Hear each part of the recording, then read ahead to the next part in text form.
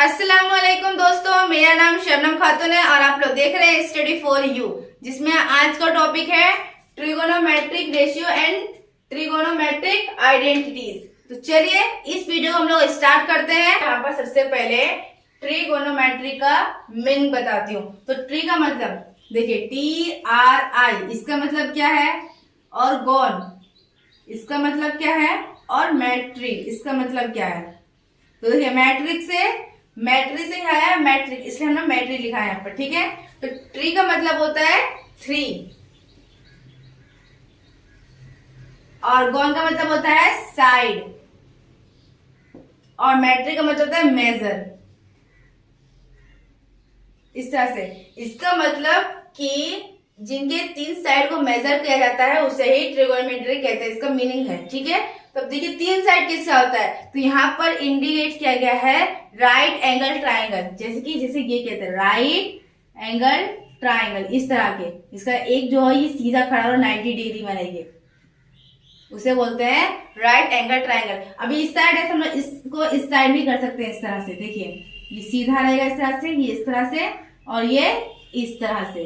तो ये भी जो है 90 डिग्री का ही है, ठीक है। ये चाहे तो इस तरह से रहे या इस तरह से, इन दोनों को ही राइट एंगल ट्राइंगल कहते हैं। तो इन तीनों की जो साइड को मेजर किया जाता है उसे ही ट्रिगोनोमेट्रिक कहते हैं। तो देखिए, तो हम लोग ये 3 साइड तो हर पर इनके नाम क्या है, जैसे कि इस साइड को क्या कहते हैं, इस साइड को क्या कहते हैं और इस साइड को क्या कहते हैं। तो इस साइड को बोलते हैं बेस, तो ये भी क्या होगा, बेस होगा।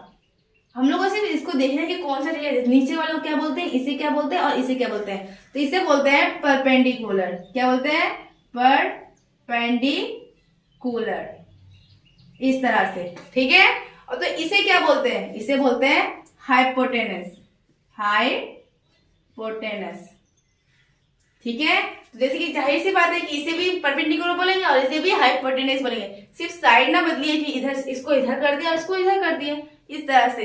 तो देखिए ये तो सिर्फ बड़े बड़े नाम हुए, तो इसे शॉर्ट में क्या बोलेंगे, शॉर्ट से किससे जाहिर किया जाता है, तो बेस को किया जाता है B से, और परपेंडिकुलर क्या किया जाता है P से, और हाइपोटेनस को किया जाता है H से, ठीक है। ये तो हम लोग ये समझ गए। मान लेते हैं कि इसके 2 साइड दिया हुआ है, एक साइड दिया हुआ नहीं है, मतलब कि H दिया हुआ है और P दिया हुआ नहीं है, तो हम लोग इसको B निकालना पड़ेगा। और मान लेते हैं अगर B दिया हुआ है और P दिया हुआ तो H निकालना पड़ेगा, और H या B दिया हुआ है तो P निकालना पड़ेगा। मतलब कि इसमें 2 साइड हमेशा दिया रहेगा, ठीक है दोस्तों।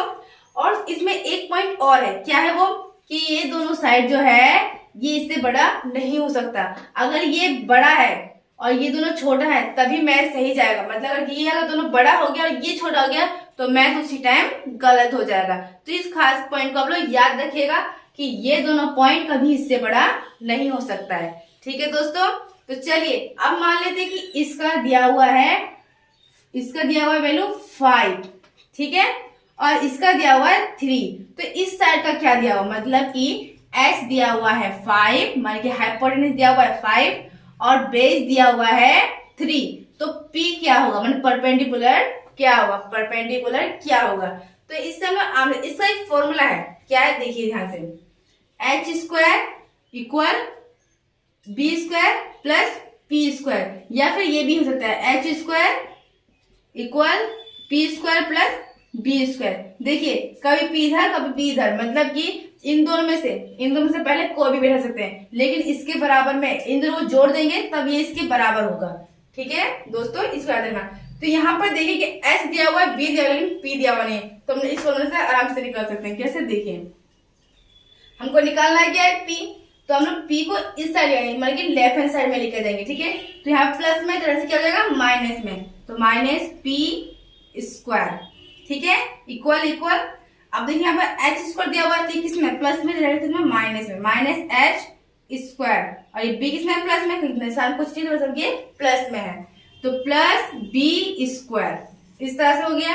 अब यहाँ पर देख सकते हैं कि ये माइनस में और यहाँ भी माइनस में, तो माइनस P से सेम उतार लेंगे और इसमें माइनस को कॉमन ले लेंगे, ठीक है, इस तरह से। तो माइनस माइनस प्लस हो जाएगा और H² सेम बैठ जाएगा, minus plus minus B² same बैठ जाएगा।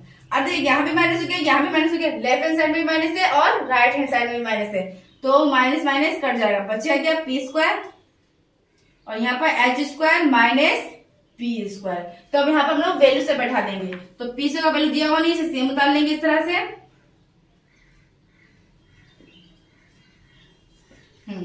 तो पी से का वैल्यू दिया हुआ नहीं है, तो पी से को सेम उतार लेंगे, इक्वल है इक्वल दे देंगे, ठीक है। अब यहाँ पर एच स्क्वायर है, तो एच का वैल्यू कितना दिया हुआ है, 5 दिया हुआ है। तो 5 पर इस तरह से हम लोग स्क्वायर चढ़ा देंगे माइनस, अब में बी है तो बी का वैल्यू दिया हुआ है 3 दिया हुआ है, तो 3 पर इस तरह से स्क्वायर चढ़ा देंगे, चढ़ा दिए। अब पी है, पी को सेम उतार लेंगे, इक्वल 5 का स्क्वायर कितना होता है, अब स्क्वायर का मतलब होता है कि वही डिजिट 2 बार, तो 5 2 बार हुआ तो 5 कम 5, और इस तरह से क्या करेंगे 5 इंटू 5 करेंगे, तो 5 5 25 हो जाएगा। तो इसलिए 5 का स्क्वायर कितना होगा 25, तो 25 को यहाँ बैठा देंगे, माइनस से माइनस बैठा देंगे। 3 का स्क्वायर कितना होगा 3 2 बार है, तो 3 दिया 9, तो 9 को यहाँ बैठा देंगे। अब देखिए इसके ऊपर हमने स्क्वायर नहीं दिया है और इसके ऊपर स्क्वायर है, तो स्क्वायर को अगर हटा देंगे तो इसके ऊपर आ जाएगा रूट। तो आप बताइए कि यहाँ पर p को सेम उतार लेंगे, तो 25 में से नोट से कितना बचेगा 16 बचेगा, तो 16 का यहाँ लिखेंगे और उसके ऊपर जैसे रूट चढ़ा देंगे। तो अब बताइए कि अगर हम लोग 16 को रूट से बाहर निकालेंगे तो किस तरह से रूट से बाहर आएगा, नहीं मालूम है तो हम बता रहे थे। 16 का पहले एलसीएम करना पड़ता है, जी हाँ, जिस पे रूट है सबसे पहले उसका एलसीएम लेना पड़ता है। तो एलसीएम करेंगे तो पहले 4 से गलत है, तो 4 चौक 16 आराम से हो गया। अब ये दोनों डिजिट को रूट के अंदर रखेंगे, क्यों, क्योंकि 16 क्या है रूट के अंदर है। 4 इंटू 4, तो हम लोग को 2 डिजिट मिल रहा है, तो मतलब इसका स्क्वायर हो सकता है इस तरह से। तो 4 पे ऐसे स्क्वायर रहेगा, क्यों नहीं हो सकता है, क्योंकि जब x इंटू एक्स करते हैं तो x पे स्क्वायर जाता है, y इंटू वाई करते हैं तो y पे स्क्वायर जाता है, z इंटू जेड करते हैं तो z पे स्क्वायर जाता है। तो इस तरह से 4 पे भी स्क्वायर आ गया। तो जिस मैथ में रूट और स्क्वायर एक साथ हो तो स्क्वायर भी कट जाता है और रूट भी कट जाता है, और बचता क्या है डिजिट। तो डिजिट कितना है 4, तो इसका मतलब 16 को रूट से बाहर निकालेंगे तो आ जाएगा हमारा 4। तो इसलिए परपेंडिकुलर हमारा हो गया है 4। देखा दोस्तों, 2 साइड देने से हम लोग आराम से एक साइड निकाल सकते हैं इस तरह से।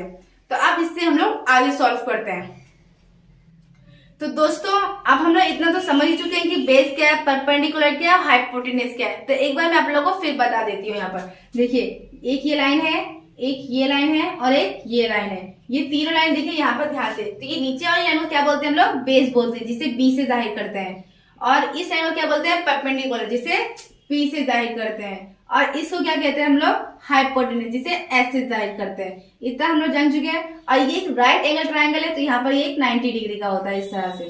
ठीक है दोस्तों, इतना तो हम लोग जान चुके हैं। अब ये जानते हैं कि ट्राइगोनोमेट्रिक रेशियो क्या है। देखिए साथ में रेशियो जो है ये है क्या, अब ये जानते हैं। तो किसी भी राइट एंगल ट्रायंगल के 3 साइड के जो एंगल होते हैं, 2-2 करके जो एंगल होते हैं, उनके 6 टाइप के रेशियो होते हैं, उसे ही ट्रिगोनोमेट्रिक रेशियो कहते हैं। मतलब देखिए इसमें 2 एंगल है, इसमें 2 एंगल है, इसमें भी 2 एंगल है, तो सब में 2-2 के एंगल, तो ये सबके रेशियो होते हैं। ठीक है, 6 रेशियो होते हैं, और 6 रेशियो के नाम है साइन, साइन है तो साइन के साथ हमेशा थीटा रहता है, साइन थीटा। ठीक है, उसके बाद आता है कोस थीटा, उसके बाद आता है टेन थीटा। ये देखिए 3 रेशियो है, इनके ऑपोजिट होते हैं। देखिए साइन का ऑपोजिट होता है कोसेक थीटा, और कॉस का ऑपोजिट होता है सेक थीटा, और टेन का ऑपोजिट होता है कॉट थीटा। ठीक है जी हाँ, देखिए मैं आप लोगों को पहले समझा चुकी हूं कि किसी भी राइट एंगल ट्रायंगल के 3 साइड होते हैं, जिनके 2-2 करके एंगल होते हैं, और उनके 6 टाइप के रेशियो होते हैं। जो 6 टाइप के नाम के रेशियो के नाम है sine theta, cos theta, tan theta, और ये साइन का ऑपोजिट है कॉसिक थीटा, कॉस का ऑपोजिट है सेक थीटा, और टेन का ऑपोजिट है कॉट थीटा। तो इसका ऑपोजिट ये होगा, इसका ऑपोजिट ये होगा, और इसका ऑपोजिट ये होगा। तो ये 6 रेशियो पाए जाते हैं हर राइट एंगल ट्रायंगल में। ठीक है, तो इसका फॉर्मूला भी होता है। तो इसमें हम लोग क्या क्या जाने, ट्रिगोनोमेट्रिक जाने, परपेंडिकुलर जाने, बेस जाने, हाइपोटेन्यूज जाने, उसके बाद क्या जाने, ट्रिगोनोमेट्रिक रेशियो जाने, उसके बाद साइन, कोसेक, कॉस, टेन, सेक, कॉट, ये सब जाने। अब इसमें हम लोग सॉल्व करेंगे एक्सरसाइज 23.1। तो चलिए क्वेश्चन को पढ़ते हैं। Question number 1, I have draw a right angle triangle ABC whose hypotenuse A B equal to 10 centimetre, base B C equal to 8 centimetre and perpendicular A C equal to 6 centimetre. Let us determine the values of sine and tangent triangle ABC. इसमें ये कहा है कि मैंने एक right angle triangle draw किया है जिसका नाम है ABC, ठीक है, और हाइपोटेनस है AB मतलब कि 10 सेंटीमीटर, बेस से BC 8 सेंटीमीटर और परपेंडिकुलर है AC मतलब 6 सेंटीमीटर. और इसमें हम लोग को साइन और टेंजेंट की वैल्यू निकालनी है. और साइन और टेंजेंट कुछ अलग चीज नहीं है. साइन देखिए, साइन का आएगा साइन और टेंजेंट को देगा टेन, तो मतलब वो साइन और टेन की वैल्यू निकालनी है. तो चलिए इस मैथ को सॉल्व करते हैं. तो सबसे पहले हम लोग एक राइट एंगल ट्राइंगल ड्रॉ करते हैं इस तरह से, ठीक है. इस तरह से एक राइट ट्राइंगल हम लोग ड्रॉ किए हैं जिसका ये 90 डिग्री है, ठीक है. राइट एंगल ट्राइंगल का मतलब ये होता है कि 90 डिग्री. तो इसमें ए बी किसको बोला है? हाइपोटेनस, मतलब कि ये ए बी होगा तो इसको ए मान लेते हैं और इसको बी मान लेते हैं, वरना इसे हम लोग ए मान सकते हैं, नीचे वाले को ए मान सकते हैं और इसको बी मान सकते हैं इस तरह से, ठीक है. लेकिन यहाँ पर बोला है ए बी ये है और बेस क्या है? B C. तो बेस बी सी बोल दिया है इसलिए इसको हम लोग ए मानेंगे और इसे बी मानेंगे क्योंकि बेस बोला है बीसी, तो बेस तो बीसी होगा तो इसलिए बी को नीचे आना पड़ेगा. तो इसमें ए बी कितना बोला है? 10 सेंटीमीटर बोला है तो यहाँ पर 10 सेंटीमीटर बैठा देंगे इस तरह से. और बीसी कितना बोला है? 8 सेंटीमीटर, बेस कितना हो गया? 8 सेंटीमीटर, ठीक है. और एंड परपेंडिकुलर मतलब कि ए से, देखिए ए से भी आ गया तो ए से कितना हो गया? 6 सेंटीमीटर.